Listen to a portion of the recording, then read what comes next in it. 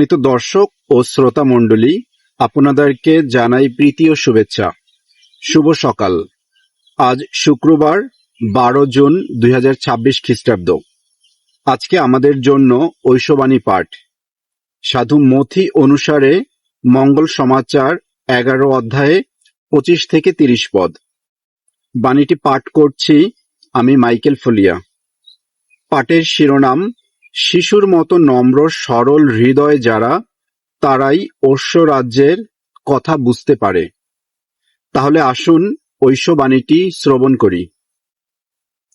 সেই সময় যিশু একদিন এই কথা বলেছিলেন, হে পিতা, হে স্বর্গমর্তের প্রভু, আমি তোমার বন্দনা করি, কারণ স্বর্গরাজ্যের এই সমস্ত কথা তুমি জ্ঞানী ও বুদ্ধিমান লোকদের কাছে গোপন রেখেছ আর প্রকাশ করেছ নিতান্ত শিশুদেরই কাছে। হ্যাঁ পিতা, এই তো তুমি চেয়েছিলে, এতেই ছিল তোমার আনন্দ।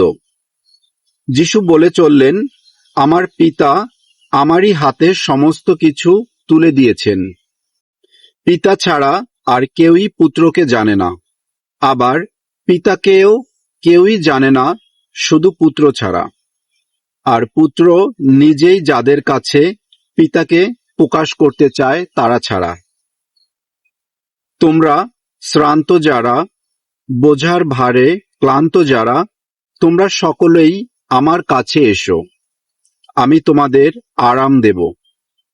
তোমরা কাঁধে তুলে নাও আমারই জোয়াল, আমারই শিষ্য হও তোমরা, কারণ আমি যে কোমল বিনম্র হৃদয় আমি।